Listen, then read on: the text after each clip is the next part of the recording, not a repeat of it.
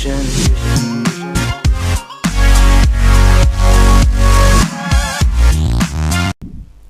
السلام عليكم اخوتي. في اول حلقه على لاشين جيولوجي ابليكي، وهذه القناه اللي درت اختصاصا باش نشرح فيها لي كور تاع جيو ديناميك انترن. نحاول نشرح فيها لي كور تاع جيو ديناميك انترن ولي كور تاع جيو ديناميك اكسترن لهاد لي موديل اللي كاينين في الاس 2. واول شابتر غنبدا بها هي لي شابتر تاع لي ديريفي دي كونتينو، ولا شابتر تاع الاخر في الشابتر ثاني هادو فاني تما ندير فيهم لي فيديو ان شاء الله. وغنهضروا لي باليو ماغنيتيزم تاع لي اكسبونسيف اوسيانيك بلي تاع لي اكسبونسيف بلي فونت اوسيانيك، غنهضروا لي الشون ماغنيتيك، وهنا توسع قعر المحيط، وهنا هنايا لي تيوريم دو لا تكتونيك دي بلاك نظرية تكتونية الصفائح، وهنا لي ماتريو دو لي كروس تيريستر.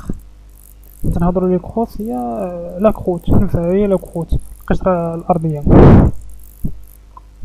هاي لي شابيتر اللي كاينين ثاني، كاين لي فولكان نهضروا على البراكين، وهنا لي ماغماتيزم ولي ميتامورفيزم. هادو كل ما ان شاء الله يكون فيهم الشرح بزاف هادو ان شاء الله. دابا نحاول نبدا باول شابيتر هي لي ديريفي دو لو كونتينو. وكواحد الملاحظه، هاد الموديل هذا تلقاو فيه بزاف الطلبه المشكل تاع في الفرنسي هذا، ودابا انا عندي مشكل فرنسي، ولكن المهم اللي هنايا هما اللي خصكم تستوعبوهم هو لي موكلي هذوك الكلمات المهمه اللي كاينين مثلا الفيديوهات اللي درتهم هنايا باش تستوعب الدرس ديالك وباش تفهم الدرس ديالك. ما نطولش عليكم، دابا نحاول نبدا بالكور ديالي اللي ديريفي ديال لو كونتينو. هنايا هاد لو ريبريزونطاسيون صغيره، هاد تقدر التراديكسيون صغيره هادية تقول لك لي ديريفي دو لو كونتينو ايت ان تيوريم بروبوز دو او ديبي دو 20 سيكل par les physiciens les météorologues فيغنر. واحد الملاحظه هنايا كاين دوبل تيقراوها بزاف اللي تشوفوا لي بروف بزاف ديال الفيديوهات تبقاو تيقراوها فيغنر، تيقراوها فيغنر. علاش ما تيقراوهاش ويغنر؟ حيت هاد العالم عالم الماني، الفريد فيغنر. حيت في الالمانيه دوبل تيقراوها لذا تشوفوا بزاف لي بروف هنا هادو تيقولوا فيغنر، تقراو فيغنر. هنايا نعاود هنا نقرا لكم شنو ديف لي كونتينو ايت ان تيوريم بروبوز دي 20 سيكل بار لي فيزيسيان لي ميتيورولوج. كيفاش شنو يبغيو يقولوا لنا؟ بان هاد زحزحة القارات واحد النظريه اقترحت في القرن العشرين من طرف فيزيائي وارسل هاد عالم فيزيائي اللي هو فيغنر، علم فيزيائي وميتيورولوج، زعما عالم الارصاد الجويه. نهضروا ميتيورولوج هو علم دار الارصاد الجويه. فيغنر شنو غيقولنا؟ بان بوغ يحاول يشرح لنا هذاك فيغنر بوغ اتوندي لي اكسبليكي لي سيميلتيد دو لي تراس دو لو كوتي باغ اكزومبل دو بار دوطخ اتلانتيك. فيغنر يحاول يشرح لنا التشابه هذوك في السواحل، على سبيل المثال جانب الساحل الأطلسي. وهذا لي بروميير زارغيمون اللي ينطلق منه باش يقولنا لي بروميير زارغيمون اللي سماه لي باراليزم دي لي كوتي. لي باراليزم دي لي كوتي اللي غنشوفوه هنايا هني البروف دو فيغنر، زعما لي زارغيمون تاع لي فيغنر اللي اعتمد عليهم. هنايا نهضروا على البروميير زارغيمون هو لي باراليزم دي لي كوتي. ما نهضروا على الباراليزم دي لي كوتي شنو.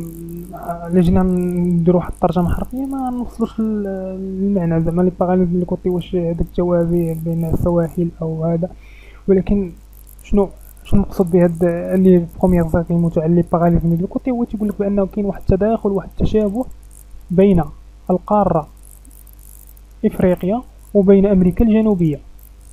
كيفاش التشابه واحد التقاعد؟ بحيث لحاولنا قطعنا هاد الخريطه افريقيا وامريكا الجنوبيه وقاربناهم، لقاو واحد التداخل، واحد التشابه. مثال عندك واحد الكاس تهرس ترد هذاك الاجزاء ديالو كما كان، ولا رديتي تلقى داك التداخل وداك كما كان، مع العلم بانه تهرس. من تاكدت من هذا الكاس راه كان اصلا راه كان ملاقي، ولكن بعد التكسر ديالو راه الجزء هذا التجزأ. هذا هو بحال هاد لي زارغيمون هذا اللي بغينا نهضروا عليه، لي باراليزم ديال الكوتي. كاين واحد التداخل، واحد التشابه فيما بينهم، بين هاد القاره الافريقيه وامريكا الجنوبيه. هادو هو لي زارغيمون، هاد الشرح تاع هاد لي زارغيمون. هنا غنشوفو لي باراليزم دي لين دي لي كوتيير اونتر دو امريك دو سيد اي لافريك.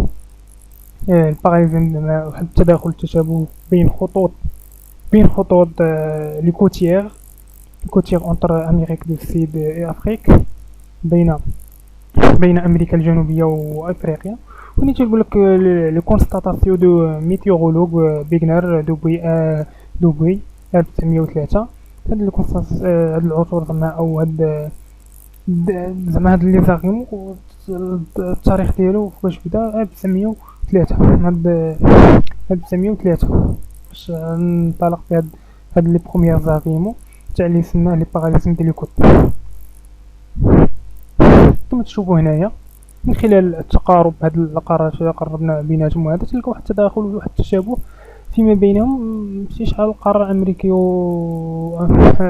امريكا وافريقيا، بل تقريبا القارات كاملين.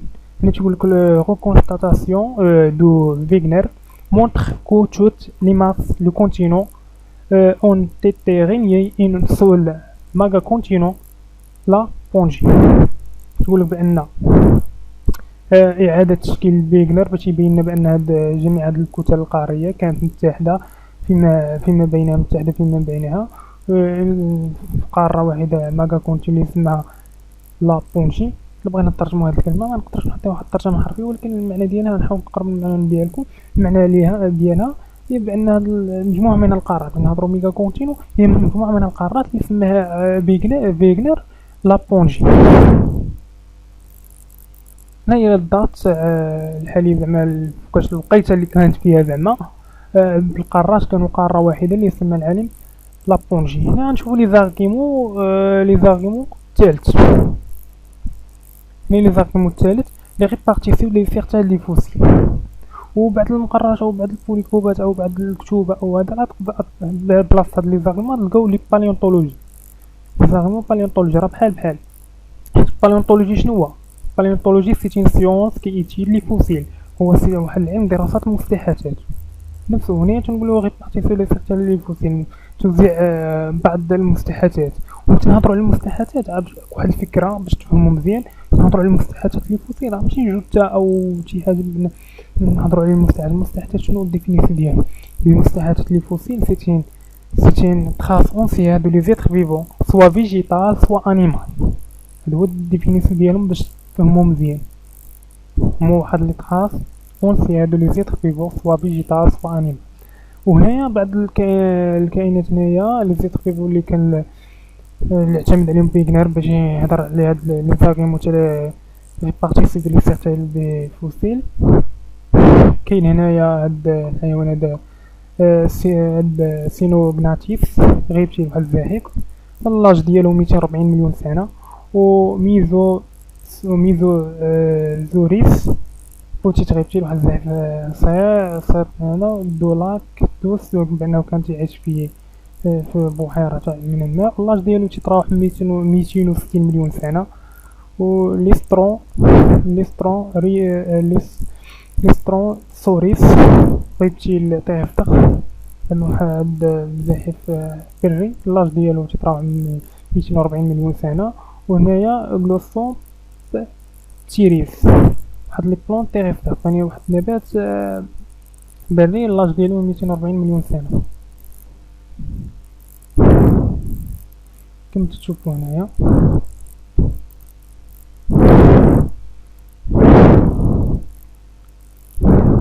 هنا تقول لك دو بار ا دوتر دو اتلانتيك سير لو كونتينون actuel. هنا تقول لك de part et d'autres Atlantiques vers le continent actuel. Il existe les fossiles de plantes des animaux terrestres datant 240 et 260 مليون سنة.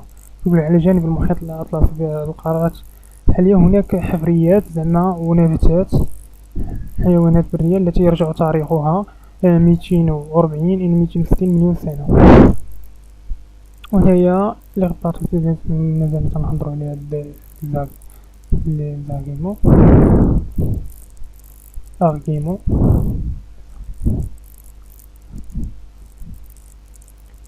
هاد لي أرغيمو هنايا نهضرو هنا تقولك سي لي زورغانيزم نافي با دو كاباسيتي لي ترافيرسي سي لي لارش و سيو.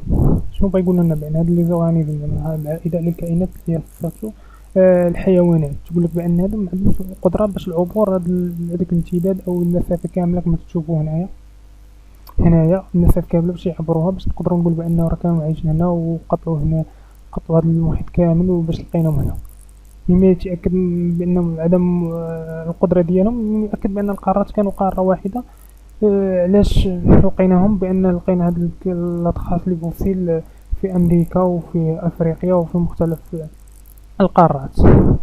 هنا تقولك on ne doit donc de concevoir autrefois tous les continents non formés qu'un seul. شنو بغا يقولك هنايا؟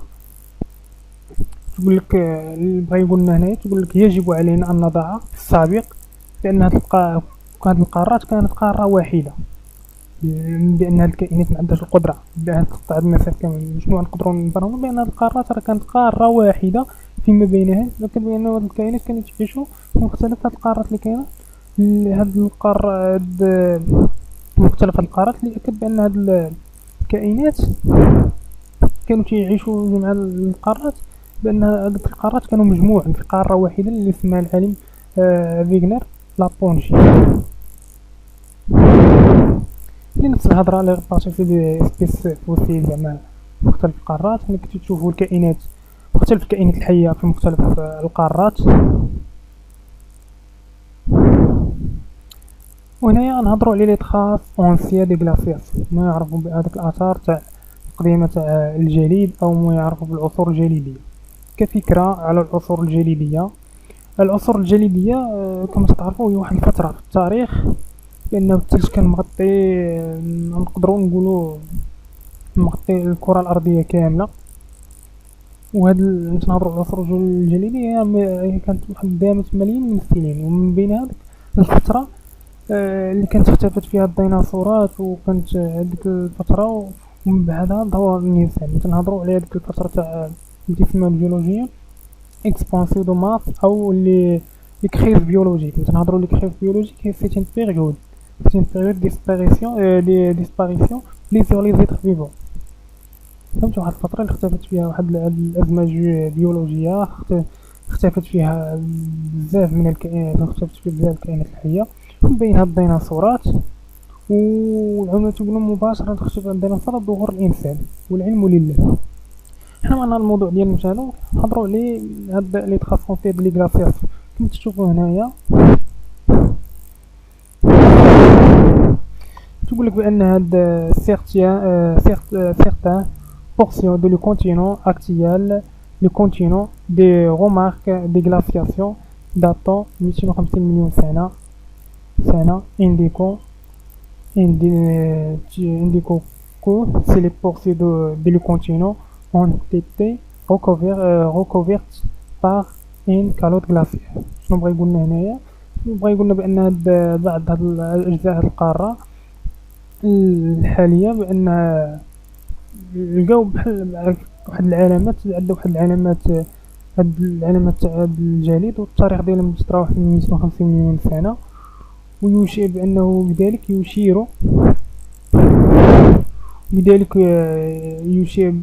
يشير إلى بأن هاد الأجزاء تاع القارات كانت مغطاة بواحد الغطاء جليدي. أنه يشير بأن هاد الأجزاء القارات كانت مغطاة بواحد الغطاء جليدي كما تشوفوا هنا. واحد الأطراف هنايا وهنايا في هاد الأطراف تاع هذا. المهم هنا شنو غيقولوا لنا؟ يقولك إلي improbable de trouver des glaciations sur le continent des trouvant de l'Iran tropicale, Afrique du Sud, Inde.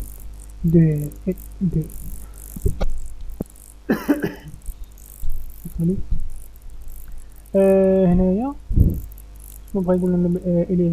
il est improbable de trouver les glaciations sur le continent se trouvant dans les zones tropicales Afrique du Sud. قالك من غير هنايا من غير محتمل أن نجد العصور الجليدية أو هذه اللي تخص الجليد تقع في مناطق استوائية. كما تعرفون المناطق الاستوائية شنية باش معروفة لأنها واحد المناطق حارة.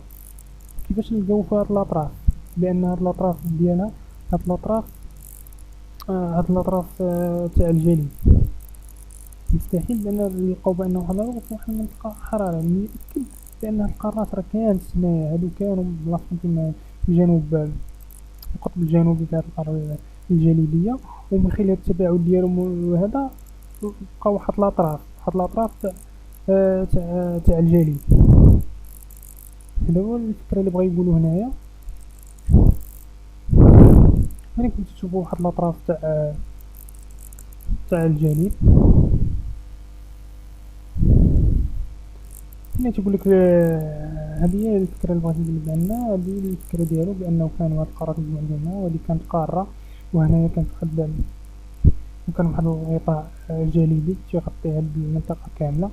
يقولك لي بول دو سيد ايتي ريكوفير بين كالوت غلاسيون، واحد الغطاء جليدي كولمو هاد التدفق تاع لي غلاس سو سيفي دو بيريفيريك لي كالوت على هامش هاد الغطاء. هنايا لي زارغيمون الاخر اللي غنهضرو عليه هو لي كورسبوندونس لي ستركتير جيولوجيك.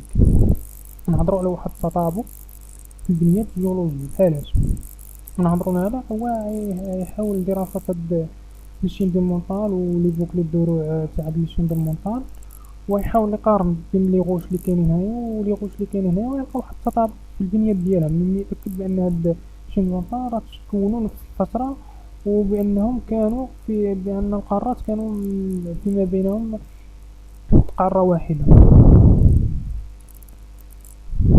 تشوفو هنايا تيقولك le concordance entre les structures géologiques intérieures et les continents. لي بوكلي هاد الدروع لاج ديالهم 202 جيجا اني، كنهضرو جيجا هي 10 أس ناقص 9. لي شين دو المونطان لاج ديالهم هي 450 إلى 600 مليون سنة. لي سوليسيو تاع بيغنر تاع لي بوكلي.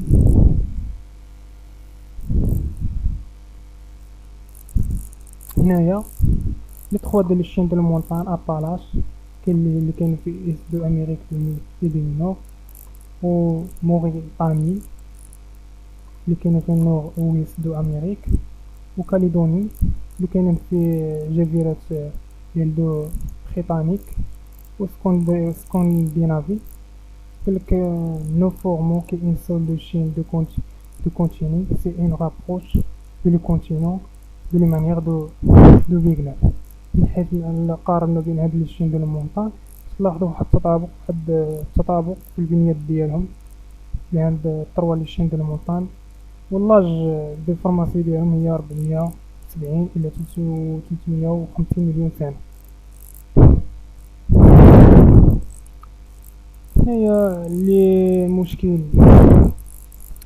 هنايا يقولك بأن بيغنر لقى واحد المشكل كبير. قالك لقى واحد المشكل كبير باش يشرح الآليات، كيفاش يشرح الآليات هاد لي ديغي لي كونتيني. البروبليم ماجور كي ne se propose à quel mécanisme pour expliquer les dérives. لقى واحد المشكل كبير باش يشرح النظرية ديالو، يزيد يدعم النظرية ديالو باش يشرح بأن هاد القارات كيفاش هاد القارات من نهضرو على القارات هما تيزيدو هما تيتحركو، وكاين شنو الآليات اللي تيحركوهم. هذا هو المشكل اللي طاح فيه بيغنر. وهاد لي زارغيمون اللي لقى بهم هاد il démontre bien que les répartitions actuelles de certains de les fossiles et traces anciennes de les glaciations et certaines structures géologiques. قالك سولفي كي ان كيستيون امبورطون، زعما يطرح واحد الأسئلة مهمة اللي باش لإيجاد واحد التفسيرات il fait trouver des explications، واحد التفسيرات باش يفسر بأن النظرية ديالو. يقول لك بأن النظرية ديالو بأنه غيبقى واحد متثبت 40 سنة، متثبت 40 سنة وبالفكرة ديالو هو تيقلب عليه، تيقلب عليه هادوك الميكانيزم. قال لك غيشيرش دو الميكانيزم الداخلي باش يبحث في النظرية، باش يأكد النظرية ديالو. قال لك شنو بغا يقول لنا هنايا: il avait manqué Wegener les données de les fondamentales la structure interne de la Terre. زعما Wegener هادي يعيد على Wegener زعما لم يكن كان عنده غياب Wegener باش دراسة هاد المعطيات الأساسية تاع لي ستركتور انتر. والخطأ اللي يطيح فيه Wegener هو أكد يقولون بأن القارات هي التي تتحرك، ومع العلم بأنها مؤكدة. ومن بعد جات النظرية تاع تيورين تاع تكتونية الصفائح أكدت على العكس، بأن هذه الصفائح هي اللي تتحرك القارات، بل القارات راه لا تتحرك. كما تعرفوا بأن تكون الصفائح، نهضروا تكون الصفائح، نضرب بأن الصفيحة شنو تقدر تتكون من قارة محيطية، من قشرة محيطية أو قشرة قارية، أو جوج قشرة محيطية وقارية في نفس الوقت. هنايا واحد ستريكشن انترن صغيرة. هنا تفكرنا هاد لاكروت، هنايا الكروت كونتينونتال، لاكروت اوسيانيك، وهنايا المونطو سوبيريور، المونطو انفيريور، وهنايا النويو، وهنا اكسترن، نويو انتر كما تشوفوا هنايا. وهنايا ديسكونتينيتي موهو، ديسكونتينيتي جيتنبيغر، و ديسكونتينيتي دو اليومن. كما تعرفوا اليومن واحد عالمة فيزيائية اللي أكدت لنا هاد الانقطاع. مثلا نهضروا على الانقطاع، شنو هو الانقطاع؟ الانقطاع هو واحد التغيير. مثلا هضرنا على الانقطاع اللي كاين هنايا كاين واحد لو شونجمون ليطا سوليد، ليطا فيزيك كما تشوفوا هنايا. هنايا سوليد وهنايا ليكيد. نهضروا على ديسكونتينيتي هنا اللي كاين هنا انقطاع. نهضروا لو شونجمون ليطا فيزيك هي لو شونجمون بين ليطا سوليد. كاين واحد لو شونجمون بين ليطا ليكيد الى ليطا سوليد. هادو الانقطاع اللي كاين باش نعرفو. ونهضروا عليه موهو. وكاين واحد لو شونجمون لي كومبوزيسيون شيميك بين لا كروت وبين لي مونط.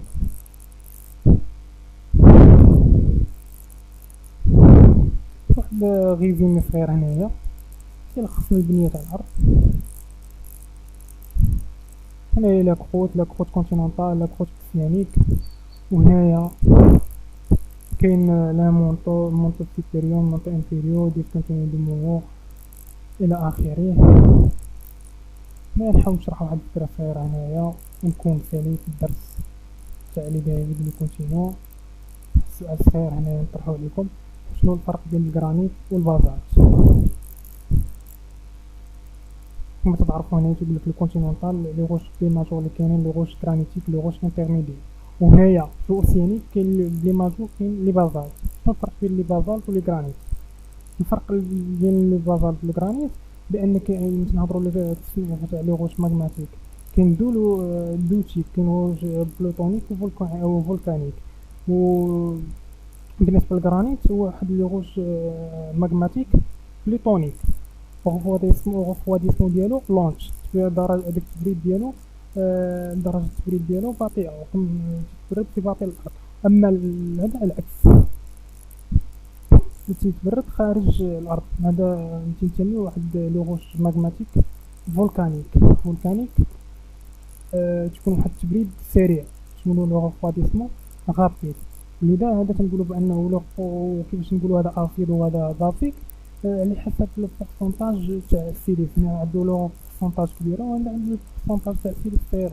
لذا تنقولو أسيد وهذا تكون البازيك. وهذا انترميديير تكون بين وبين، تكون البورسونتاج ديالو بين. مثلا هذا كان أسيد تنقولو 60% بورسونتاج السيليس، وهنايا أسيد كان 45%. الغوش انترميديير تكون تراوح بين 60 و 45. هذا غوش انترميديير. خوتي نتمنى نكون حاولت نقدم لكم على الاقل شي اضافه ولا شي حاجه باش تفهموا هاد لي كور تاع جيبين كانتير. ان شاء الله نكون ان شاء الله نكمل لي كور اللي جاي ان شاء الله في فيديوهات اخرى. خوتي نتمنى نكون استفدتوا معايا في هذه الحلقه. وسمحوا لي بزاف لا درت اخطاء فرونسي. انا المهم ديالي هو نحاول نشرح لكم هذا لي موديل مزيان ان شاء الله، ويكون غير الخير. والحلقه الجايه ان شاء الله.